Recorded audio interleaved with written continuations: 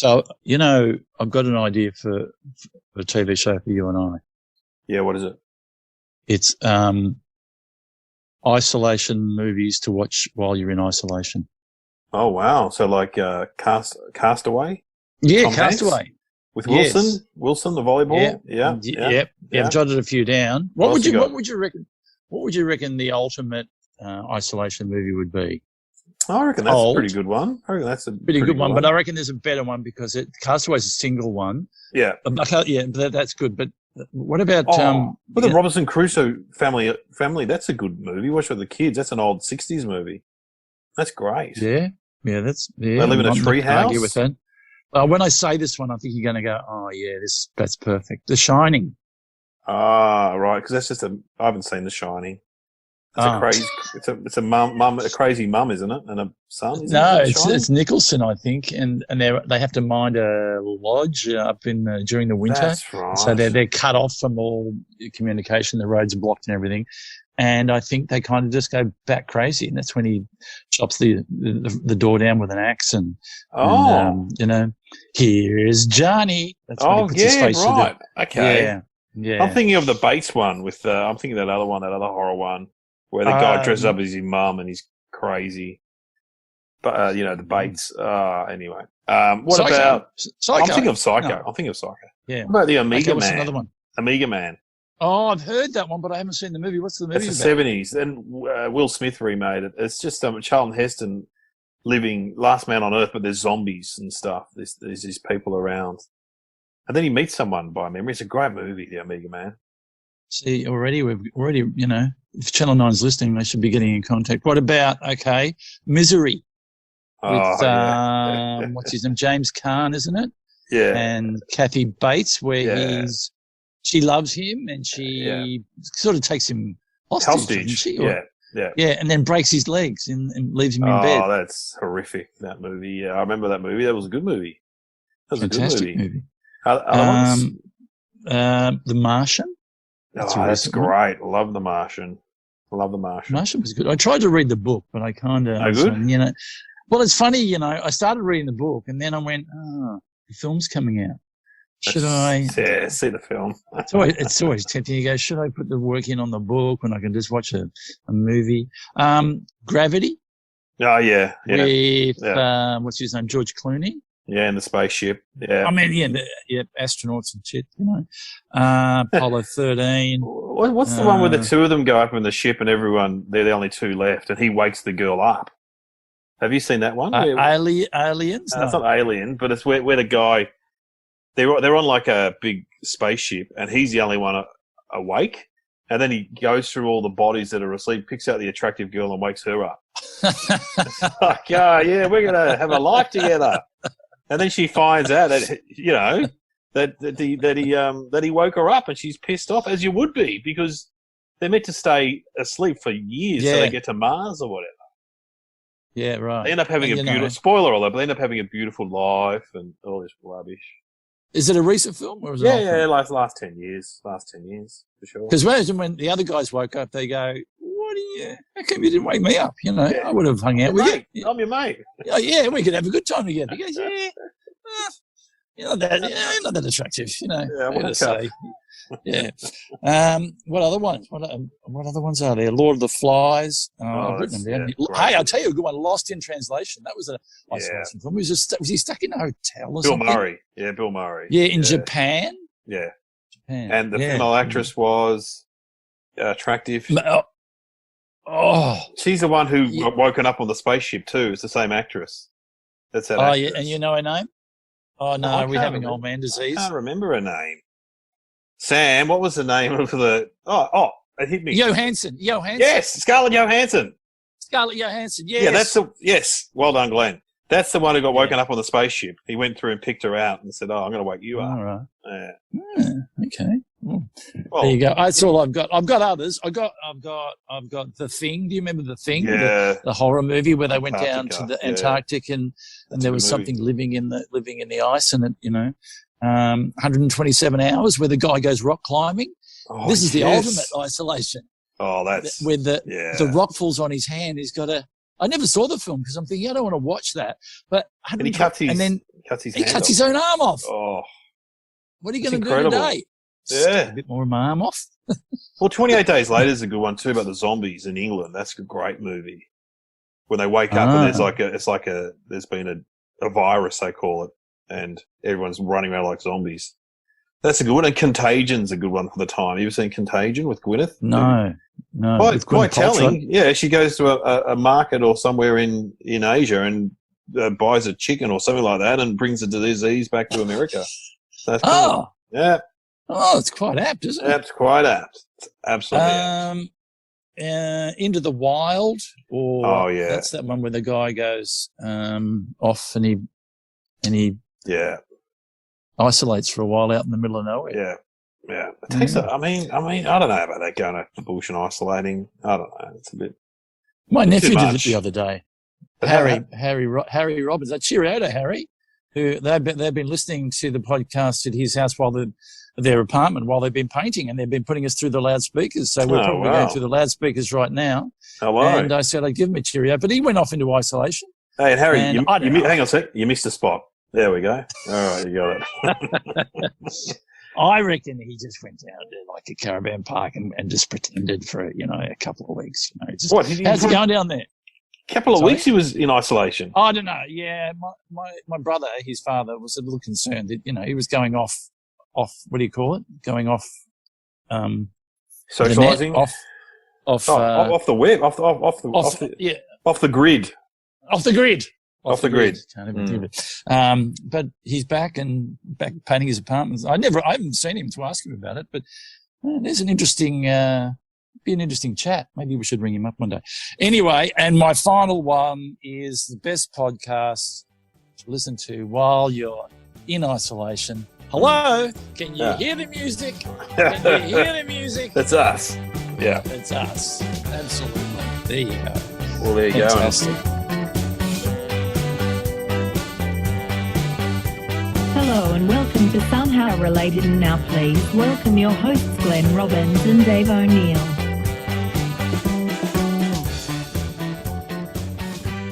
So welcome to the podcast.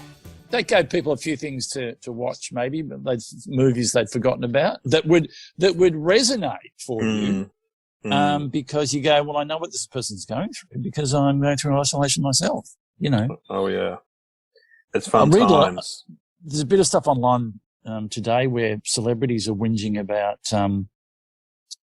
being caught inside their multi-million-dollar houses, and people are going, "Get over yourself, dickhead." They all look the same too. They're all kind of minimalist. A lot of their places where they live. Doesn't mean any stuff.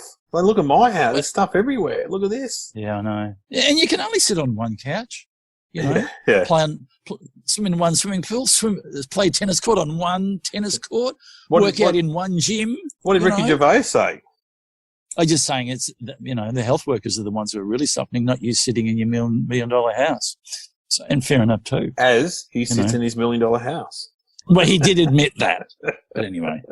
Also, $1 million house. I mean, you can live anywhere now when your house is worth. My mum and dad's house is worth $1 million. Yeah, I know. What do you call it? It's shifted from million to billion. Billion, I reckon. $1 billion. Yeah. Exactly. Yeah. Oh well, I don't think it's $1 billion house. But what if you said to someone you're a millionaire? You go, well, everyone's a millionaire, aren't they? Really? Well, if you own a house, a lot of people. Well, not everyone, but not everyone. No, sure. I'm sure there are a lot of people. But us. Well, me, I'm a baby boomer. We're the guilty party. Yeah. Because we bought all the houses up, and but the market's going to fall over. It's probably falling over as we speak, and coming back to her.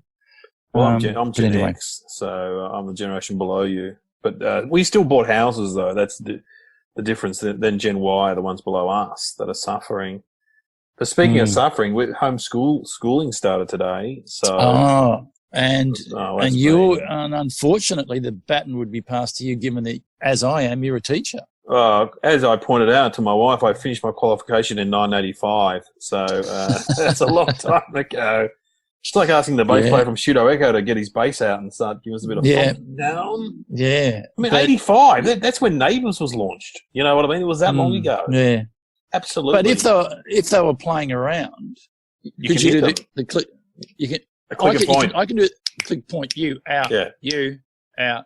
No, because also it's 1985. Kids still got hit, so you know. So I can actually see one of your kids moving around the background through that window over there on your right side. I'll throw the duster at him. Old school. I was a duster monitor. Yeah, that was a big job. Duster monitor. Yeah. Good job. And you'd have to hit the dusters outside, and you'd also, if you were good at it, you took your ruler and you would slide your ruler down the crevice. Down the crease. Yeah, I was a classy, well, duster monitor. Yeah, I also used to empty Mr. Thompson's ashtray in grade 4. It was a great honour. So. The ashtray. The ashtray, empty the ashtray. Absolutely. Now, should we get our topics? We've been crapping on, actually. Oh, no, sorry. We're not meant to do that, given that we're in isolation. We shouldn't be crapping on. Yeah, we need the topics somehow related to topics that aren't related. Well, don't seem like they are, but in actual fact they are. And what are those topics, please, Sam? Hot air balloons and a sheep, a duck and a rooster. Wow. Oh, hang on. Well, that's interesting. That's very interesting because it's 3 in 1. It's very specific, isn't it? Yeah. Well, I guess you could say farm animals and hot air ballooning, but she's being specific: sheep, duck, and a rooster. Right. She's not saying roosters or ducks. No, just she's saying a sheep. Singular. Well, let's start with hot air ballooning. You ever been hot air ballooning? Yeah, I have. I did it in the Hunter Valley, and it was good because. You know what's the best thing about it? Obviously the view is good. Yeah. The silence in between the burst of hot air. Yeah.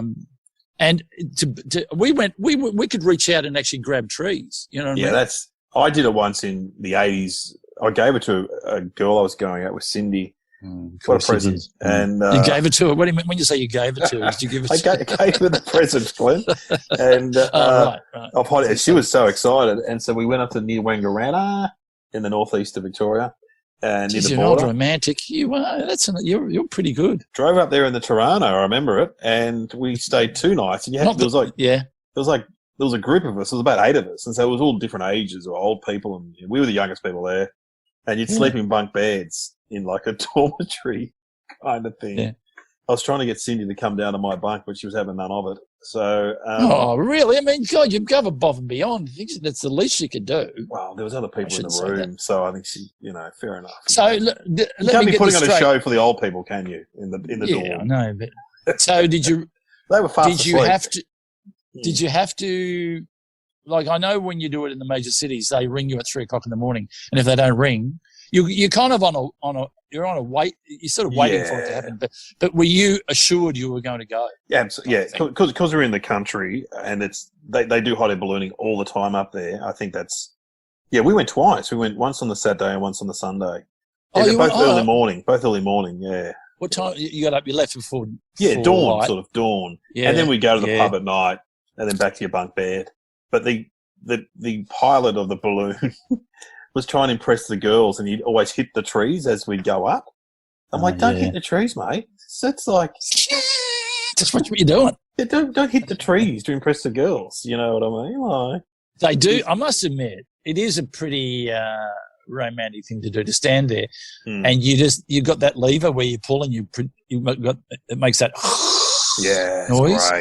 Great. You produce a bit of flame, and you can just feel that hot air. Were you scared when you? I was scared. No, I don't like heights. No. So I mean, if you stop and think about it, you probably do get scared, but you kind of go, "What are the chances of going down?" Pretty good. Okay, bring it on. No, was it just the 3 of you in there? Or was it? No. There was about 8 of. I reckon there was about 8 of us. Yeah, by memory. You probably thought you were going to propose. Oh, no, whatever. We were too young for that kind of stuff.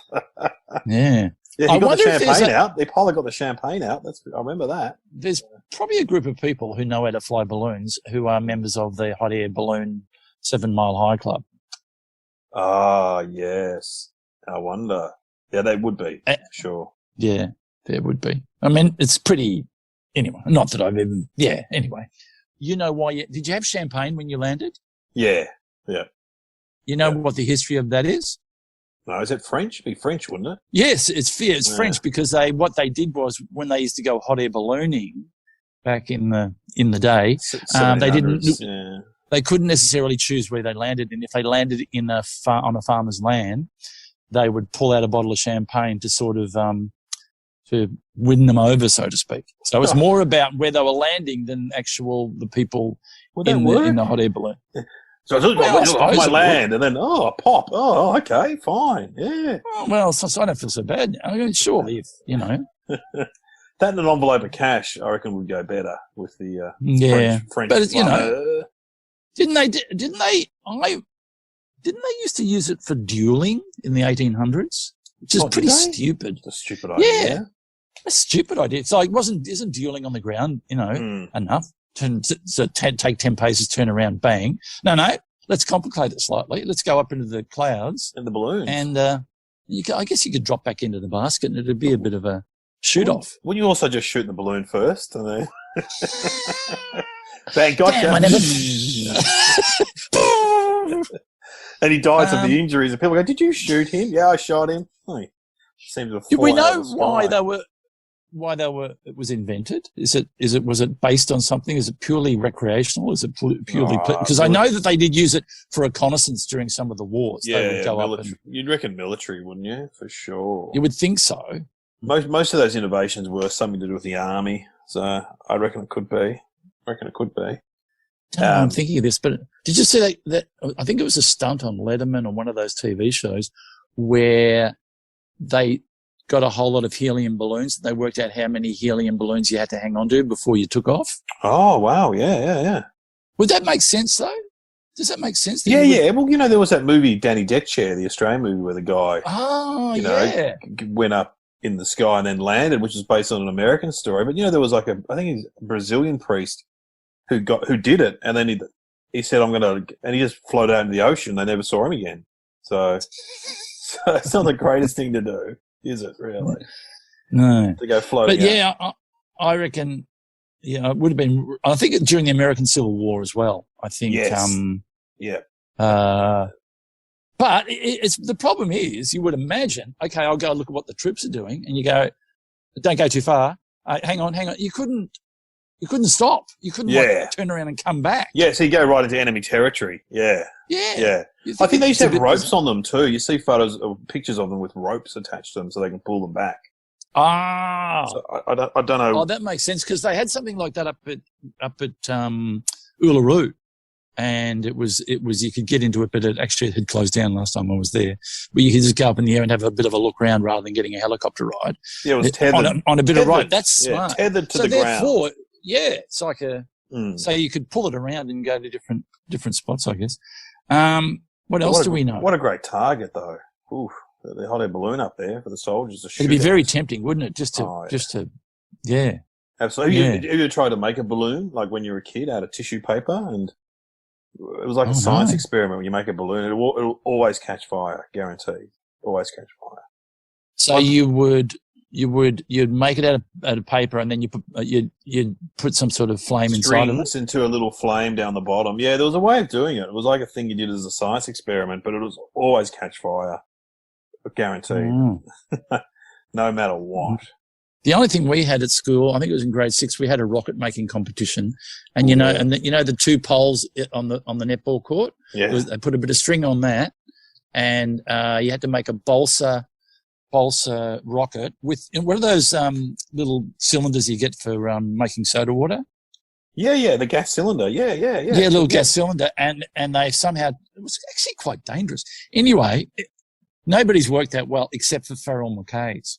Farrell McKay. He made a really good one, and he's smashed into the other pole. Just obliterated it. So he was the winner of the rocket making competition. I think it was in grade 6, round about the time because when I was in grade 6, they landed on the moon, 1969. Yeah, wow. So there you go. Well, I was a member of the Model Rocket Club at Forest Hill, and we would. So you would. Well, how often did you get together? I can't remember, but I remember going, and it was in the back room of a shop, and there was me, my brother, and just fat guys with beards. And so good. And you can imagine my other brother, Mark, was going off to the Nuttawading Lapidary Club. That's not lap dancing, that's lapidary. Where they... What's lapidary? Rocks. It's a rock club. And so they have a lathe in there, and they polish their... That's It's nice. still there. My brother had the perks. My brother had his 21st there at the Nuttawading Lapidary Club in the hall. And they had a lathe, and they polished their crystals.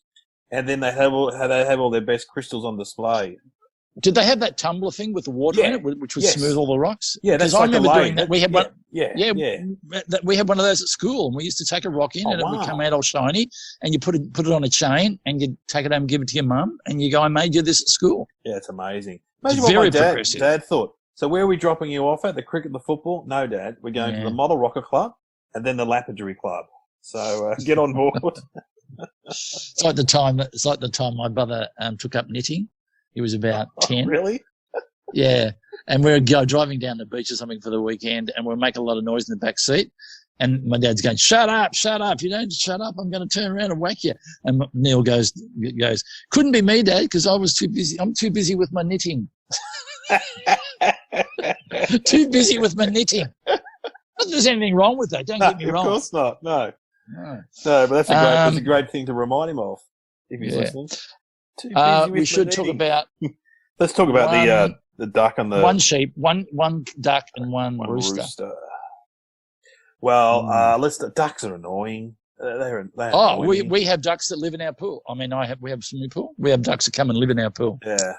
Remember Kate Lambrook bought that duck? Remember when she bought a duck? I was doing radio with her just quickly, and she bought a little duck at the market, and it was so cute. Within about a week, it was this massive honking thing in the backyard, crapping everywhere. All the neighbours were complaining, right? Yeah. And so she tried to take it to a butcher. The butcher said, I don't want your duck. And so on the way to radio, she threw it over the fence in the Botanical Gardens. And really? Yes. Well, that's a very fair thing to do. I mean, that's reasonable. And one of my friends, Sean Dooley, who's known as the Birdman, people might know him from his appearances on radio. You know the Birdman. He's a bird expert. He said he had seen the duck down there because they're all native ducks and there's one other duck. That's one random duck just wandering around and go, excuse me, no, mate, you're not welcome here. Yeah. So what were you going to say about your ducks in the pool? You got ducks in the pool? We have ducks in the pool, but it's fine, except when they're swimming around, they crap, which then goes straight to the bottom and sticks on the bottom. And I've got to get the vacuum cleaner out. I've got to get the brush out. And you believe it, for a while, it really, And then they crap on the side of the pool as well. I don't know what they're eating, but it's bloody hard to get off. Yeah, they crap a lot. Ducks crap a lot. They seem to crap all the time. I've got to get the Karcher out. You know the Karcher, which is the high pressure spray. It's just not on. Do you like duck? Do you like eating duck? I'm not a fan. Too gamey for mine. Too greasy. I mean, I love chicken. Absolutely. Chicken's probably one of my favourite meats, but I'm not a big fan of duck. No. No, I don't like. I mean, I will tolerate it in what's the Asian dish? Peking duck. Peking duck. Yeah, I do like Peking duck.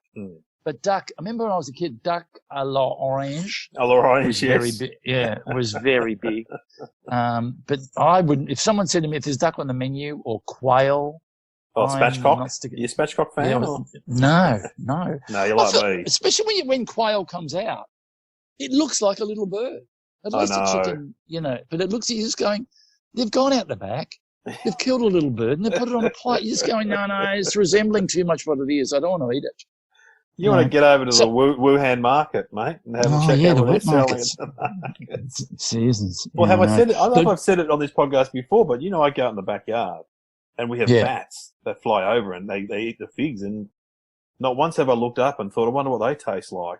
I eat anything. I eat anything. Yeah. Look at me, I'm fat. Yeah. Anyway.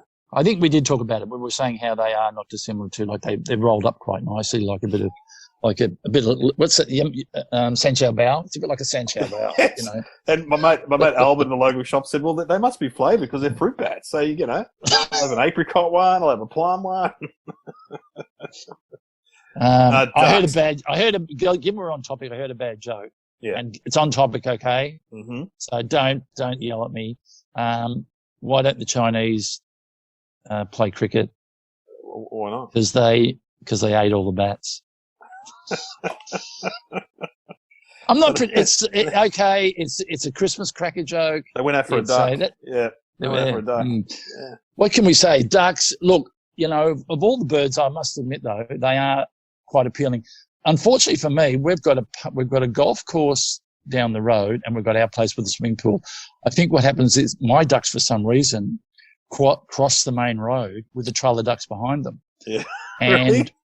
Yeah, I got out there one day and I stood there trying to protect them, and you wouldn't believe, as in there was like mum duck, and I reckon there was 4 or 5 baby ducks going across the road. Yeah. And I tried to stop traffic. This is a main road, and people just wouldn't stop. They were ducks? just flying past me. They wouldn't stop for ducks. I mean, seriously. They wouldn't stop for Glenn Robbins. But yeah, you got to stop for ducks. You got to stop for ducks. Yeah, especially ducklings. Oh, cute. Yeah, absolutely. So I reckon I kind of like the duck demeanour. Well, Donald Duck. You think of Donald Duck. It's funny. Yeah. It's funny. Scrooge McDuck and his big pool of money. Yeah. Scrooge McDuck. Yeah. But they always said Mickey Mouse was how the Americans thought they were, and Donald Duck was the reality of the average American. No, it's just that angry. Oh, that's interesting, isn't it? Can you do Donald Ducks? Oh, that's very good. That's very good. I can't do it. I used to do much better than that. Oh, anyway. Because Mickey's kind of annoying. Hey, Mickey. Hey, everyone. It's like, you're annoying. Yeah. What about, what was Goofy? How did Goofy speak? Ooh, sort of like that, wasn't he? Ooh. I reckon that's one of the first observations I remember. How come Pluto's a dog and Goofy's a dog, but Goofy stands upright and talks, whereas Pluto, the dog, is like a normal dog? It's very weird. I'd be pulling that back out from the stand-up. That's golden stuff. Yeah, that's really good stuff. What about roosters? They're annoying as well. Well, I'm born in the year of the rooster in Chinese astrology. Isn't it fair to say you're a bit of a rooster back in your day, back when you were in your prime, walking around? Strutting around? In the hen house? Cock of the walk in the hen house? Sadly, I didn't know you when you were in your prime. I didn't know you. In my cock-a-doodle-doo days. In your hot air ballooning days. Oh, here he comes. Look at him, buddy. No, but Rooster is a great. I still say it. Men want to be the biggest rooster in the room, don't they? Some men. Yeah, you know the types. And they have that chest out, poke out sort of walk that they have, and they have that bit of what's the bit that wobbles on top? And their hair is often sitting up. Yeah. But that's not a plume; it's that thing on their head, isn't it? It makes them sort of stand out from. You see some male comics like so alpha. They're like a rooster in the room. They don't want to be the top rooster. What are you in the Chinese?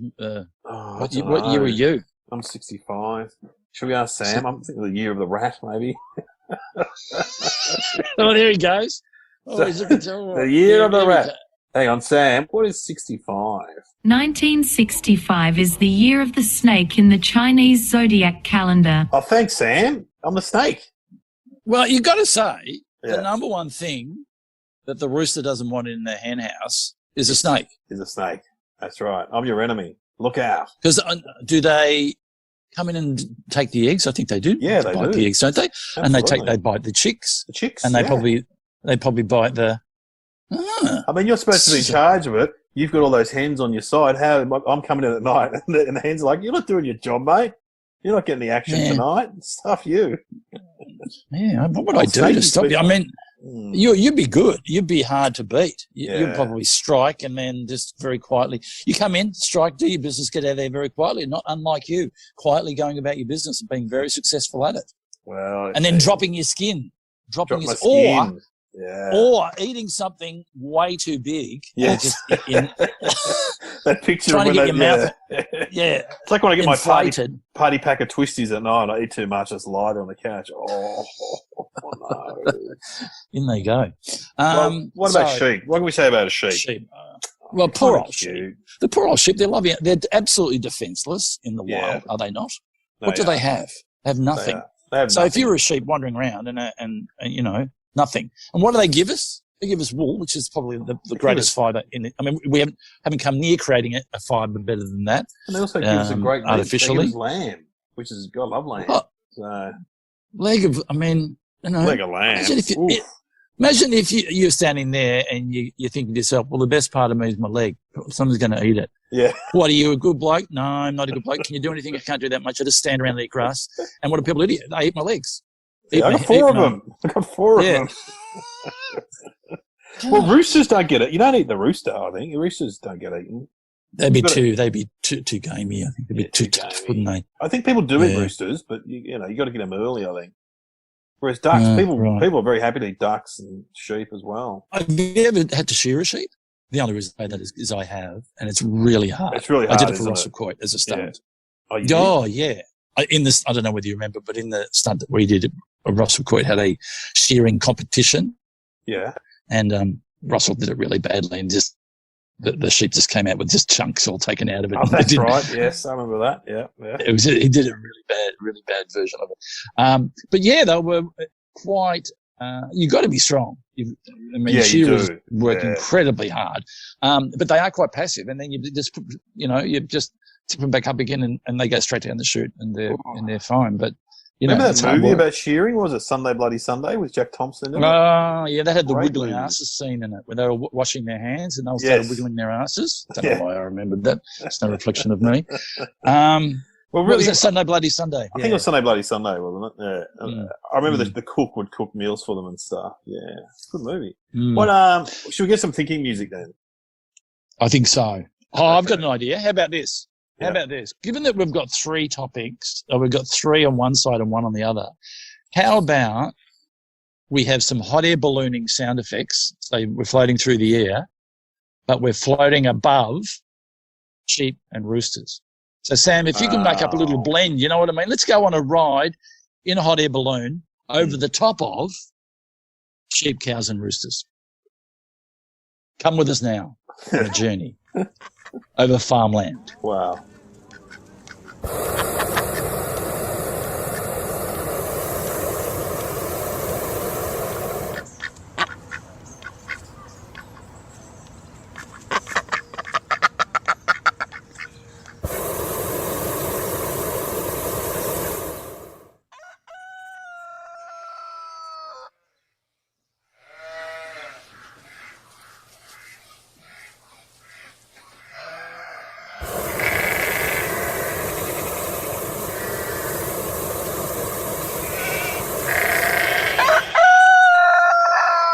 Wow, that was lovely. That felt good. That was lovely. For isolation, that was excellent. I really liked it. Maybe you should use that for like a meditation or something, because that's because if you're flying over, let's say you're flying in Africa, hot air ballooning, you wouldn't want to come down. But if you heard a rooster, a cow, or a duck, or whatever, a sheep, you'd be happy to land there. Yeah. So that's quite a meditative sound effect. Okay, do you want to have a go? I'll have a go first. You go first. I have no idea. I'm going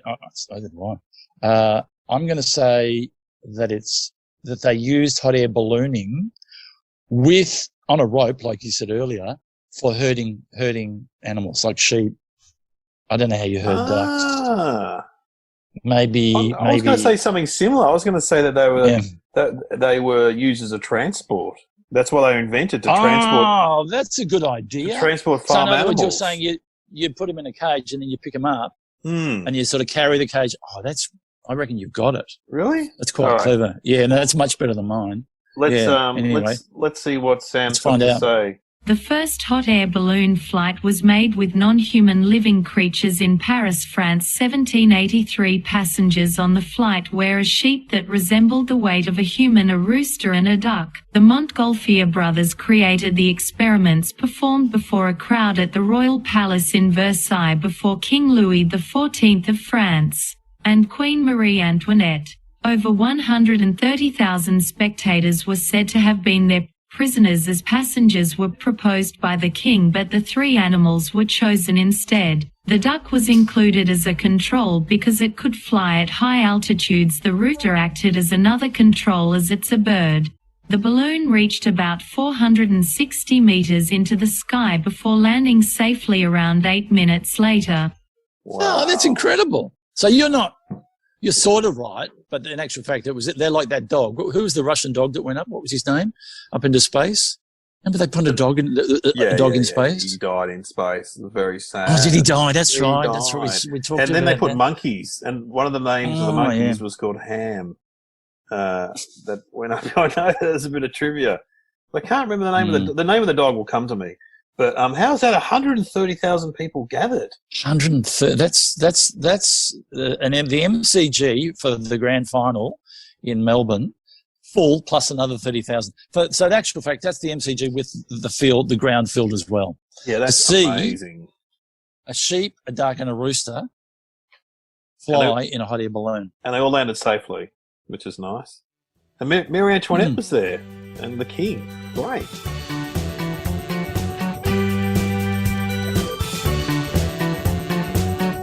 You have been listening to Somehow Related with Glenn Robbins and Dave O'Neill. Do you reckon maybe when it did land that they ate the duck and the sheep? I reckon. There's duck for everybody. They're French, so the French, as we know, they eat horses. They eat a lot of stuff. They love their meat. Yeah. I mean, if you've been to France, you know they love a bit of anything can be on the menu in France. Leica. What's the name of the dog? Oh, Leica. Oh, well done. Just came to me. Yeah, just came to me. Yeah, it's very sad. But anyway, they survived and went on to do what they do.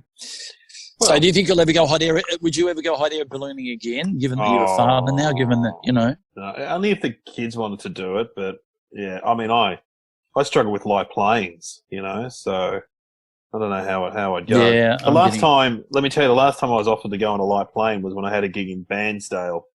And it was and I got offered to go on the Paddy Pie private plane from Paddy's Pies. So it's not exactly Paddy Pie. I love Paddy's Pie. You've got to the on-flight food would have been magnificent. It would have been Paddy Pies, wouldn't it? Yeah, I know. Well, it's not exactly the BHP Learjet, is it? No, that's what the guy said. He goes, and one of my friends went on it. Another comedian, Des, went on it, and he said it was a really old plane. But as the guy said, you got to eat pies, you know. And I said, well, that's good. At least I'll die doing what I loved. You know what I mean? Oh, we found his body. He's covered in blood. No, that's sore.